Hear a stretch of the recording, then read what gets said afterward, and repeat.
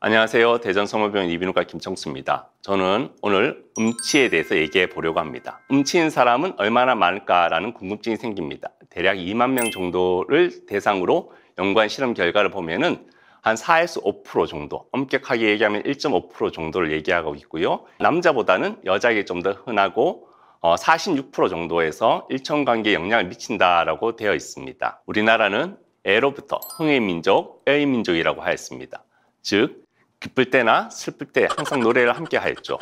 이러한 전통은 지속적으로 이어져서 장수 프로그램인 전국 노래자랑으로부터 최근에는 수많은 노래 경연 프로그램이 생겨났습니다.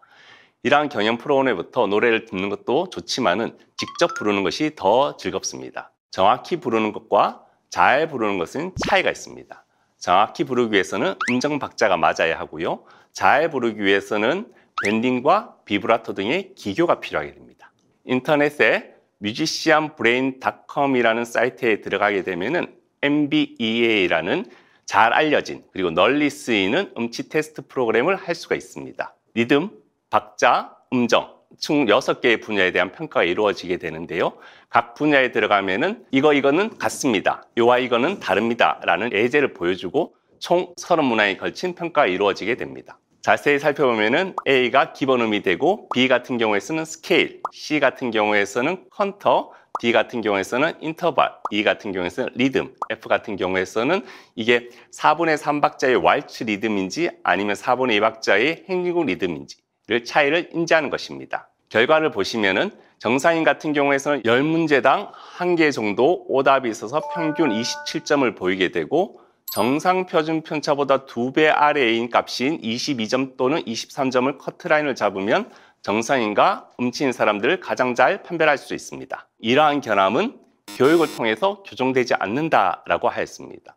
즉, 유전이 되고 그 다음에 교육을 통해서 교정되지 않는다라고 하는 것은 구조적인 문제가 있다라고 생각할 수가 있습니다. 이러한 구조적인 결함에 대한 연구가 있었습니다. 선천적인 음치, 컨제니탈 데프인 환자들은 듣는 영역인 베르니케 에어리어와 말하는 영역인 브로카스 에어리어를 연결하는 궁상다발이 정상인과 조금 차이가 있다라고 이제 보고 있는데요. 즉, 듣는 영역인 베르니케 에어리어를 연결하는 궁상다발이 가늘수록 음을 잘 인지할 수가 없고 말하는 영역인 브로카스 에어리어로 가는 궁상다발이 가늘수록 듣는 것을 정확하게 표현할 수 없다는 것입니다. 이런 컨제니탈 데프, 선천적 유전의 유병률은 한 4에서 5% 정도 보고 있는데요. 근데 주변을 살펴보면은 나 음치야라고 얘기하는 사람들은 이보다 훨씬 많음을 알 수 있습니다. 대략 한 17% 정도 보고 있는데요. 그럼 이러한 4%와 17%의 차이는 어떻게 생기는 것일까요? 본인이 음치라고 생각하는 사람은 본인이 음치이지 않다라고 생각하는 사람들보다 앞서 얘기한 MBEA 테스트에서 조금 낮은 점수를 보입니다. 그러나 앞서 얘기한 컨제니탈 데프, 선천적인 음치인 사람보다는 훨씬 높은 점수 분포를 보이는 것을 알 수가 있습니다. 즉, 본인이 음치라고 생각하는 사람의 대부분은 노래를 못 부르거나 음악적 소양이나 경험이 부족함을 알 수가 있습니다. 노래를 못 부르는 사람은 대략 한 10에서 15% 정도를 보고 있습니다. 이는 앞서 얘기한 본인이 음치라고 생각하는 사람 17%와는 비슷하지만 컨제니탈 데프, 선천적인 음치의 4, 5%와는 확연한 차이를 보여서 이 그룹을 퓨어 보컬 톤 데프, 순수 발성 음치라고 따로 규정하기도 합니다. 진단은 성 퍼포먼스 배터리를 통해서 이루어지게 되는데요. 음정과 음정 사이의 관계인 인터벌, 그리고 직접 만든 노래를 부르게 하거나 아니면 잘 알려진 징글벨과 같은 노래를 부르게 하거나 아니면 일정한 템포로 느리게 부르게 해서 평가하게 됩니다. 노래를 못 부르는 사람은 당연히 절대 음정을 표현하지 못합니다. 그러나 더욱 두드러지는 것은 음과 음 사이 간격을 유지할 수 없다는 것입니다. 즉, 두 개의 음정을 하나의 음정으로 이제 압축해서 표현하는 것이 빈번하게 발생하게 됩니다. 이에 반해 정상인 같은 경우에서는 절대 음정에서 어느 정도 실수를 보이지만은 음과 음 사이 간격을 유지해서 전반적인 음의 골격을 유지할 수가 있게 됩니다.